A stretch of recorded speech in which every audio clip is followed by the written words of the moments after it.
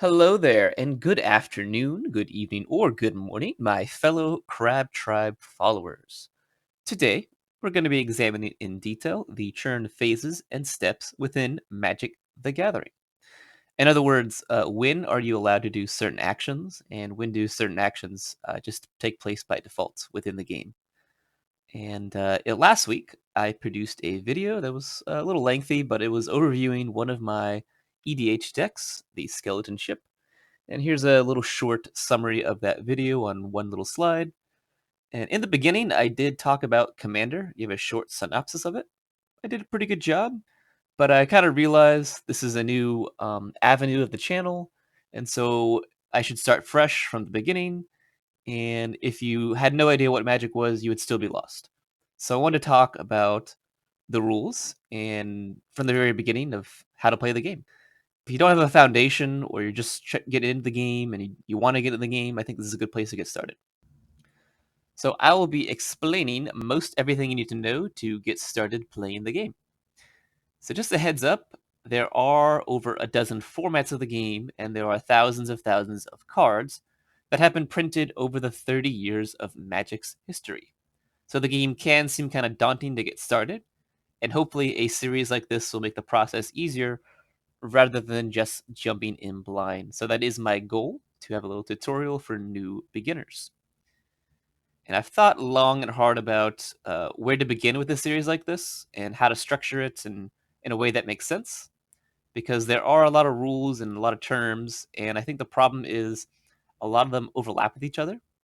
So if something doesn't make sense now in this context, I will circle back to it in a later video, I promise. So stick with it. And the logic of the series is pretty simple, answering the big questions: who, what, where, when, why, and how of Magic the Gathering. And just a little quick note, the who we're going to skip. I thought that was kind of obvious. Who is you? You're the player, you're playing the game. There's also a free to play version of the game digitally, Magic the Gathering Arena. I think that's pretty helpful for new players because it does automate some of the cost and the interactions and the churn order and phases. So that could help you just see how the logic of how the game works. I mean, as a game itself, it's kind of eh. I prefer paper to interact face to face because that's more fun. But it's a good place to get started anyway. And I did want to mention that I am using the art from the card Topsy Turvy as the thumbnail and for the background of this video.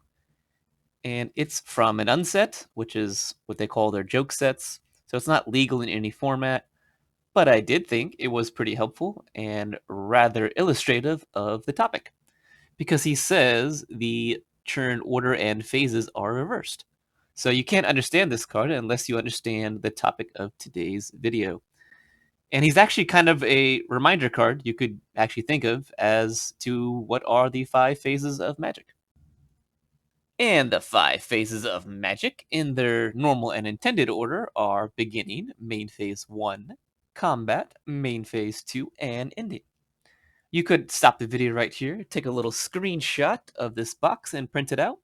I would not feel ashamed to have a cheat sheet. A lot of players do that in the beginning, and you should do whatever helps.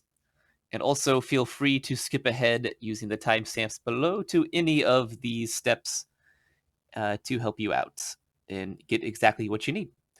There are some booster packs. I'm not sure what sets or what decks they come in, but they do have these little rule cards, and so some of them give a little simplified version of what I gave here. So you could find a card like this. Also, it might sound confusing because a lot of players say phases and steps interchangeably, but officially, the phases and steps are different. The steps are within the phases and not the phases within the steps.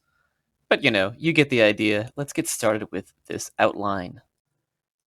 The first phase of the game is called the beginning phase, and it has 3 steps within it: untap, upkeep, and draw.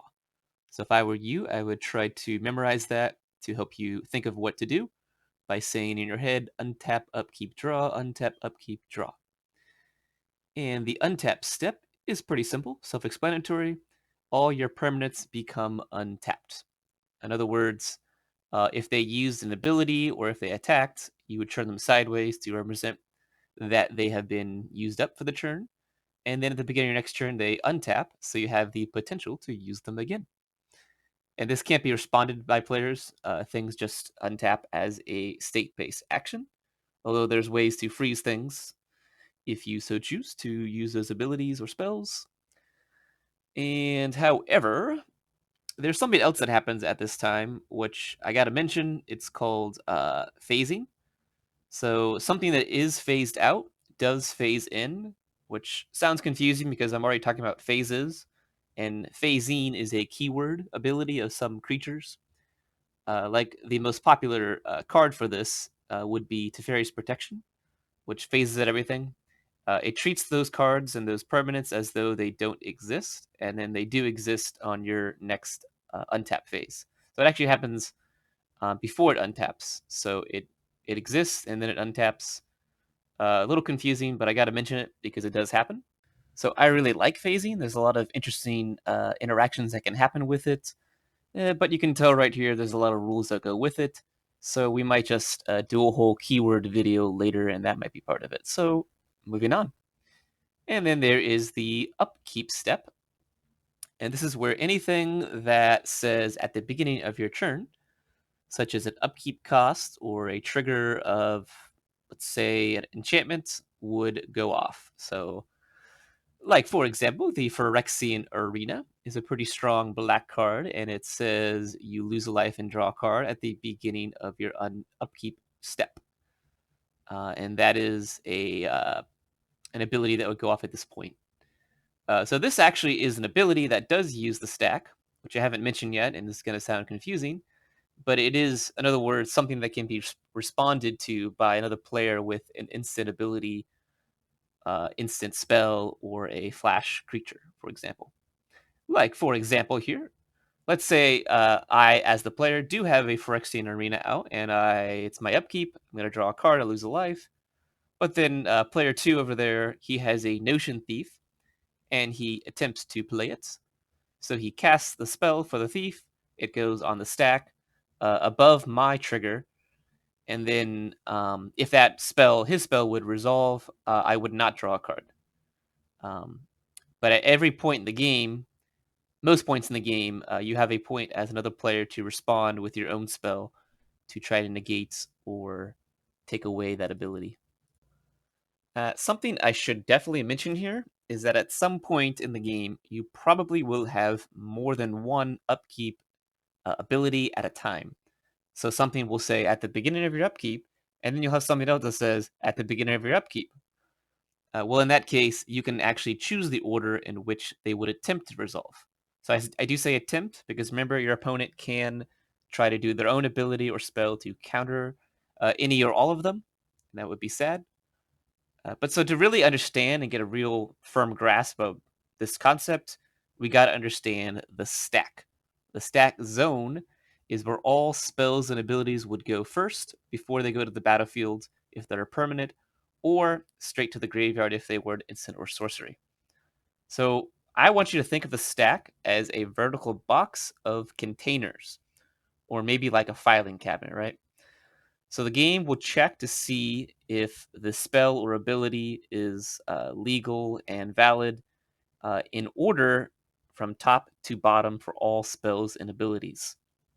So in our other example before, the arena, let's say, is in box 1. It's first. It's the only spell on the stack right now. So nothing's going to stop it from going off. But then, boom, the opponent plays or attempts to play, cast the Notion Thief. The Notion Thief enters the stack, so it actually pushes down the arena a level. So now you have 2 boxes. And then the game looks at the thief first, because it's first in the boxes. And it says, oh, well, if an opponent would draw a card, instead you draw a card, player 2. Okay, so that happens. And now the ability of the arena is basically negated because what it does is countered, you would say, by the thief. So understanding the stack zone, I would say, is fundamental to understanding everything in Magic, which is why I'm taking kind of an exception here to talk about it now, rather than the zone video. So anyway, if you have multiple abilities that happen at the same time, which is in the most cases this happens during the upkeep because they all say at the beginning of your upkeep. You as the active player, and they're all your spells, so you can choose the order in which they would appear in the stack. So in other words, think of the boxes again. You have box 1, 2, 3, 4, 5. I have 5 spells. I can order them however I would like within those boxes. So then it would attempt to resolve from top to bottom in the order I choose. And this absolutely would make a lot of sense and a lot of game advantage in how you order it. So if we go back to the Phyrexian Arena, I lose a life and draw a card at the beginning of my upkeep. But let's say I also have out the card Thassa, the god of the sea, and she would say, if at the beginning of your upkeep you scry 1, and to scry means to look at the top card, and then you have the option to put it back or to put it to the bottom of your library. So in that case, uh, I would think that you, the player, want to see what you would draw and then decide if it's worth drawing, and then you would draw it. So you would actually have Thassa in box 1, and then the Phyrexian Arena in box 2. And finally, the draw step.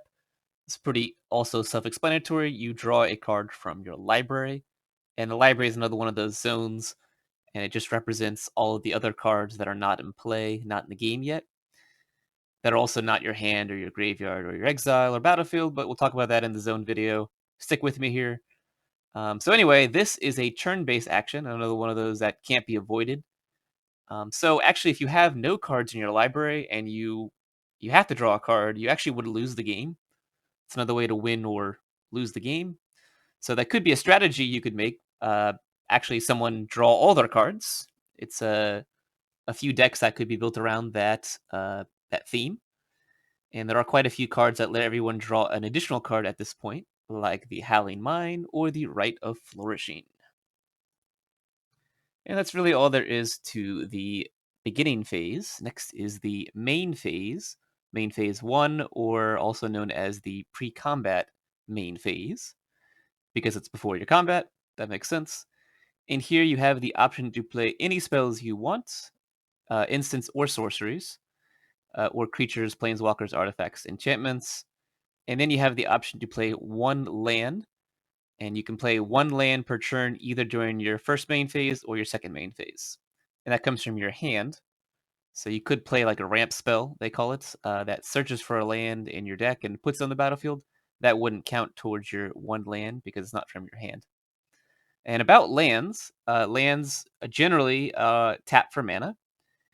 And whenever you would tap a permanent for mana, so that could include this forest, this Lana War Elves, or even this Charcoal Diamond, those all tap to produce mana. The color of that mana goes to what's called a mana pool, just kind of like your bank where things, the mana stores until you use it.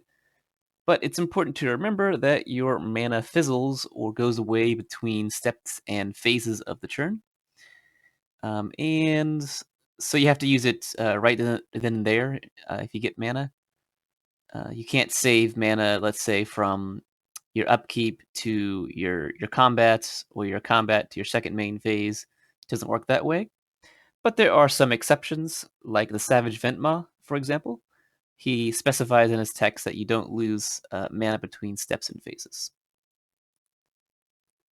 Another distinction here is that you play a land, but you cast a spell. So there's a differentiation there in the verbiage, and that's because playing a land is not a spell. So you can't respond to someone playing a land and like counter their land. That'd be pretty cool, but it is not in the game. So that's basically all there is to main phase. You play a land or play a spell, or both. And next is the combat phase. And combat, I believe, is the most complicated, where a lot of things can happen. And obviously here it has the most steps. So let's try to break it down here and get you some more details in a minute. So, beginning of combat, anything that says at the beginning of combat, similar to an upkeep trigger, there are combat triggers. At the beginning of combat, if something says that text, this is the point in which it would trigger, and it would go on the stack to have an opportunity for responses. And then the player has the opportunity to choose which, if any, of the attackers he wants to use. And they have to be legal attackers. So, like, for example, defender is a keyword which says they can't attack. He can't choose that creature. If there's a certain tax involved in attacking a certain player or certain with a certain creature, he has to pay those costs in order to attack with it. And then the defending player has the opportunity to choose blockers. Um, Also, something you can do if it's a multiplayer game, you can split your attackers to different players or different planeswalkers of that player. So then you have to wait for each player to choose their blockers. And these two steps here, you declare all your attackers at once, and then you declare all your blockers at once. That way, there's less confusion, and everyone knows what to block or what to attack with. And then damage, it's pretty simple. Where after they you figure out what's blocking what, they assign their damage to each other. So if a 5 toughness dude kills a I'm sorry, if a 5 power guy does all his damage to a 1 power, 1 toughness dude, then he dies. There's some math involved, but it's not challenging. I don't like math myself. And anything that's not blocked goes directly to the player. Anything that is blocked but the guy has trample, it tramples over and goes to the player, and so then the player takes damage. And then the end of combat. If something says at the end of combat, this happens, you need to put that trigger on the stack and let people respond to it. So that is basically all of combat. Let's give you some more details and give you some illustrations. So beginning of combat, just like we just said, is where beginning of combat triggers would occur. And I'm going to give you some examples in a minute of what those might look like.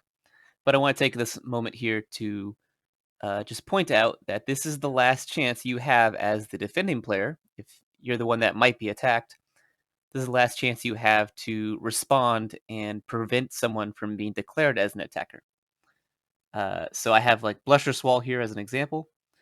If I want to tap his big creature because I don't want to be attacked with it, I need to do it at this point because you can't respond to someone declaring an attacker on the declare attacker step. The game doesn't allow that because it's a game phase action. It's not a trigger that's on the stack. So try to get in the habit of using vocabulary and using phrases such as at the beginning of your combat, I will tap your creature, or uh, at the beginning of combat, I will exile your creature. At the beginning of combat, I will have this creature fight this creature, and so on. You want to get in the habit of doing that.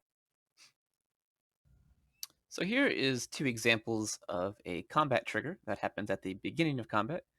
And you can see clearly in the rule text, it says at the beginning of combat, on your turn, you do this. And the difference between these two cards, I chose these examples on purpose, is Direfleet Warmonger says you may sacrifice another creature. So there are optional triggers where you can do something. And if you don't do it, well, I guess you just missed your trigger. And then there are other ones where it's just mandatory, you have to do it. So this can be relevant, I think, in your table when you forget triggers, because there's so many triggers, you're just triggered all over the place.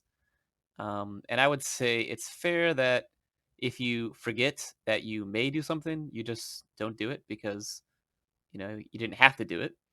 But if you have to choose an opponent for your creatures to get bigger, well, the card says you have to choose an opponent. Um, but just be a good sport and remember your triggers. That's all I have to say to that. Also, remember that you can have obviously multiple of these triggers at once because they all happen at the beginning. So you can order the stack just like we talked about in the upkeep triggers. So declare attackers is the step where you declare attackers. It's in the name there, and you can choose which, if any, attackers you want to attack with. You don't have to choose any if you don't want to. But only untapped creatures without summoning sickness can be declared as attackers. And then any combat costs involved, like propaganda or ghostly prison, you have to pay those as you declare it. And tapping the creature is just an inherent cost in declaring the attacker. So I chose actually this guy, the Cavu Runner, because he looks kind of funny and goofy with that chin and legs there. But also, he has potentially haste if no opponent controls a white or blue creature. And then it says there in the reminder text that this creature has the option to attack or use tap abilities the first turn it enters the battlefield under your control. So you don't have to wait a turn. So if a creature is just summoned on your main phase, that next combat it can't attack. It has summoning sickness.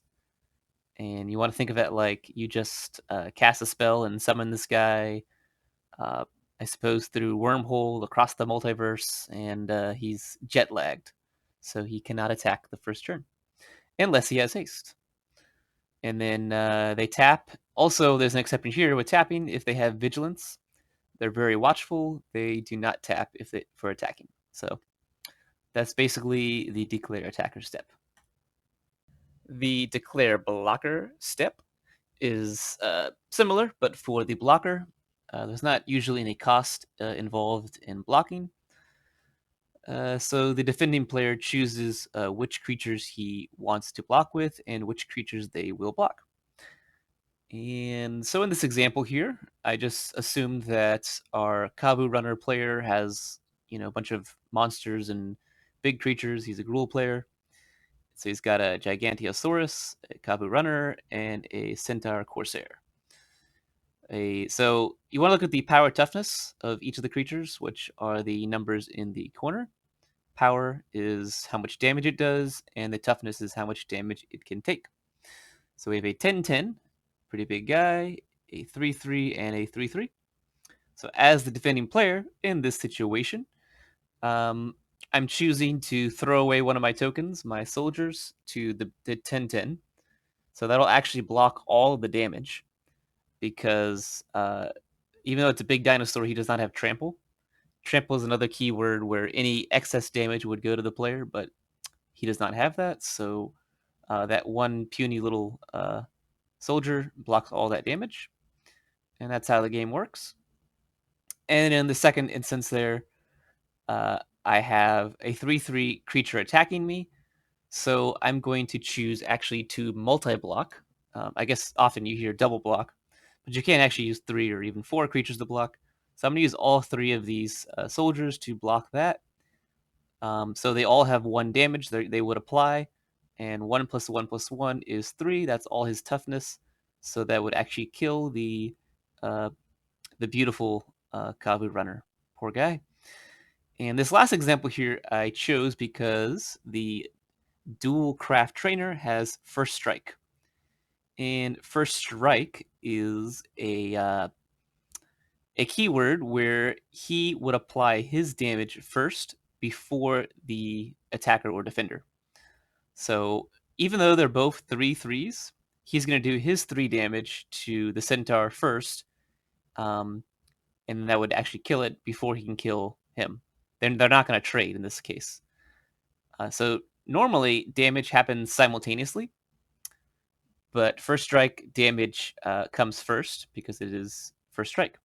There's also double strike, which allows creatures to have first strike and then also normal damage. So they're involved in both steps of combat, which we're going to get to right now. And the damage step, I basically already told you what would happen in this situation, and you got the idea. Um, like I said, first strike and double strike damage is calculated separately from regular damage. So there's actually really even a separate step here that I didn't talk about in the original outline. There's first strike damage, double strike damage, and then regular damage. Um, but I also wanted to add an extra component here, which kind of seems like it wouldn't make sense logically, but the game allows this. It's a kind of a hack where so let's say I'm blocking the Gigantiosaurus, um, and my soldier, she's gonna die. Can't do anything about that. But I've declared her as a blocker, and that was on the declare blocker step, and now it's the damage step. In response to the damage, now I'm going to choose to sacrifice that soldier to the altar of dementia. That is a cost of the altar. and then target player puts the number of cards in their graveyard equal to this creature's power. And so that player would mill one card, or I guess you could even choose yourself if you wanted. If that benefited you somehow. But my point here is um, that happens, and I still blocked. So even though, like, at the end of the day, the creature's not there, um, I could actually sacrifice all my creatures and they'd all still block. Even if they're no longer on the battlefield at the end of combat, they still were blockers. Um, I could also like flash in an aura that, let's say, gave it protection from green or protection from creatures, and that would save my soldier. You can always respond to things, and that is something you just want to remember, so you don't have to necessarily let damage happen. Um, yeah, that just sums up. There's a lot of interactions though. If I have a lot of instant speed abilities I could do during combat, whether on the battlefield or my hand. A lot of ways you can save your creatures, even after you declared them as blockers. So just an example here with the altar, but there's a lot of ways you could do this. So end of combat, not a whole lot happens. There's no game actions that occur, except there might be end of combat triggers from different permanents you have on the battlefield. I couldn't find too many examples of this, but one is a Myriad. So Myriad creates a copy of the attacking creature, and that copy will enter for each opponent other than the one you're attacking, and it'll enter tapped and attacking them. But then at the end of combat, you have to exile those tokens. So it's kind of an instance where this applies, and that's basically it. Combat's over. Main phase 2 is the same as main phase 1. It is called the post-combat main phase because it is after your combat. And again, you can play spells and play a land if you did not already play a land. So something you might want to do, you might want to finish off creatures that were damaged in combat but not killed in combat. So you can do damaging spells like Sudden Shock, or Lava Coil, or whatnot. Interesting spell here I found was the Sphinx of the Second Sun, which gives you an additional beginning phase after your post-combat main phase. So you get to untap things and draw a card, and if there's an upkeep trigger, you get those as well. Do things a little out of order, but that's a cool card, and thought I might want to show you at this point. And that's your main phase 2. Ending phase. We've reached the end. The ending phase is divided into 2 steps, the end of turn and the cleanup. So at the end of turn step, that would be where all those end of turn trigger abilities go on the stack. For example, like Churn to Miss is a flicker ability. Claim the Firstborn is a steal ability until end of turn. So that end of turn refers to this point in time. And then the cleanup is where all damage is refreshed from combat or spells. And then the active player, the player whose turn it is, discards down to 7 cards. So 7 cards is the max you can have in your hand by default. But you don't have to worry about that max hand size until the end step at this point. And that is basically the video. Now you understand how to use Topsy-Turvy. You understand what the text means. That's great. You can use this silly card here. It's awesome. And we're coming at about a half hour, so I think that is a nice even number. If you got any other questions, feedback, it's much appreciated, guys. And if anything wasn't clarified enough, please let me know. I'll see you in the next video.